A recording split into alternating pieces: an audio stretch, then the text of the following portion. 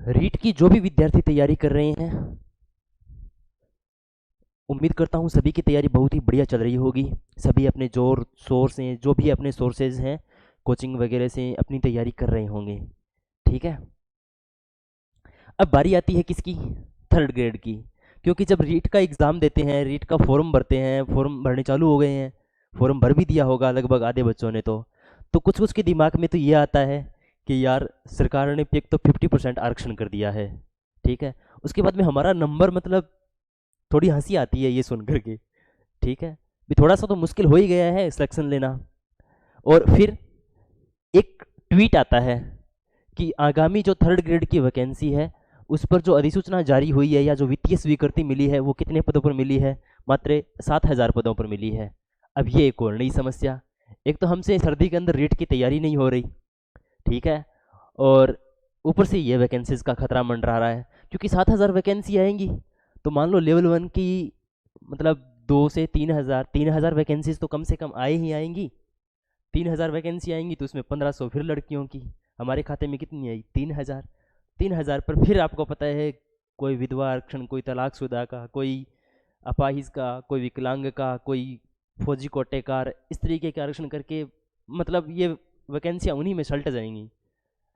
तब हमें क्या करना चाहिए अब? ठीक है, एक तो देखो रीट की वैकेंसीज हैं वो 7,000 से तो कन्फर्म क्या होंगी? बढ़ेंगी। क्यों बढ़ेंगी?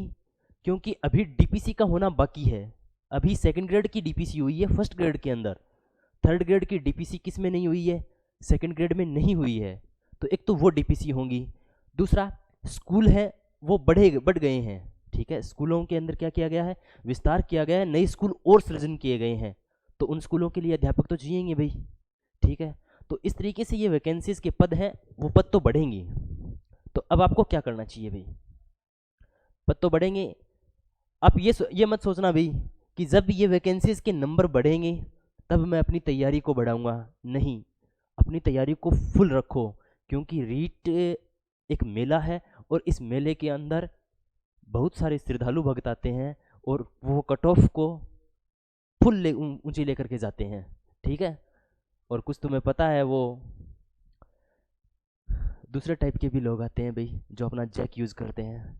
ठीक है, तो इस वैकेंसीज का कोई अता पता नहीं है, कट ऑफ कितनी जाएगी किसी को नहीं पता है। अब आपको मेरी राय माननी हो तो क्या करोगे भाई? देखो, जिनकी रीट क्लियर है वो तो रीट मेंस पर फोकस करो। ठीक है, क्योंकि रीट मेंस के लिए संस्कृत शिक्षा विभाग ने सिलेबस जारी किया हुआ है, सेम टू सेम सिलेबस वही रहेगा। ठीक है, और जिनकी third grade sorry REET clear नहीं है, वो रीट पर फोकस रखो। क्योंकि रीट का पेपर बढ़िया लेवल का आएगा, और बढ़िया लेवल का आएगा तो भाई 90 नंबर लेना भी क्या हो जाएगा? मुश्किल हो जाएगा। तो रीट वाले रीट की तैयारी करो। पहले रीट की तैयारी करनी है, थर्ड ग्रेड को छोड़ दो एक बार। क्योंकि मुश्किल से कितने दिन बचे हैं? 40-45 दिन बचे हैं। ठीक है, और रीट प्री के लिए, जो रीट प्री होने वाला है रीट के लिए, मैं आपके लिए कुछ टेस्ट लेकर के आऊँगा मैथ्स के। ठीक है, मैथ्स के कुछ टेस्ट भी आपके लिए लेकर आएंगे, तो उनको भी सॉल्व करेंगे यहाँ पर। तो वो घबराने की कोई चिंता नहीं है अभी कि मैथ्स का क्या होगा। मैथ्स आराम से क्लियर हो जाएगा आपका। ठीक है, यहाँ पर मैं आपको बेस्ट सॉल्यूशन करवाऊँगा। ठीक है, इसके अलावा और क्या अभी? और किसी का कोई डाउट थोड़ी है। ठीक है, तो अब आपको क्या करना है अभी?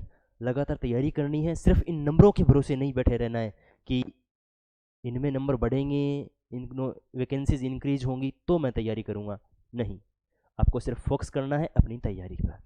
ठीक है, तो बाकी आपका कोई भी डाउट हो आप कमेंट बॉक्स में बता देना, मैं आपको जल्द ही कमेंट बॉक्स में ही आपका जवाब दे दूंगा। ठीक है, तो बाकी मिलते हैं नेक्स्ट वीडियो में। आज की क्लास के लिए थैंक यू।